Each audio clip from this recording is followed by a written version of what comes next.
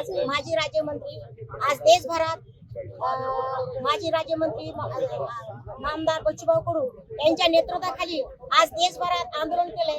त्याच भाग आमचा वडोली शहरामध्ये वडोली तालुक्यामध्ये मेंढपाळ, शेतकरी, दिव्यांग, मच्छीमार सर्व विविध पक्षाच्या पदाधिकाऱ्यांनी आज या आंदोलनाला पाठिंबा दिला आहे। आमच्या मागण्या अशा आहेत की शेतकऱ्यांचा 7/12 कोरा झाला पाहिजे, शेतकऱ्यांची कर्जमाफी झाली पाहिजे, दिव्यांगांना 6,000 मानधन मिळालं पाहिजे, अशा विविध मागण्यासाठी नामदार बच्चूभाऊ कडून आज 7 दिवस अन्नत्याग केलेला होता। त्यांना अक्षरशः उलटी रक्ताची झाली होती तरी शासनाला जाग आली नाही। 7 दिवस पायी चालले, त्यांच्या पायातून किती रक्त वाहू लागलं। आज बच्चूभाऊनी रक्तदान सुद्धा केलं, एवढं असताना सुद्धा शासनाला जाग आलेली नाही। तरी आम्ही शासनाला अशी विनंती करतो, खरोखरच आम्ही एवढे याच्यामधून वंचित राहिलो आहेत तरी आमच्या सर्व मागण्या मान्य करावा।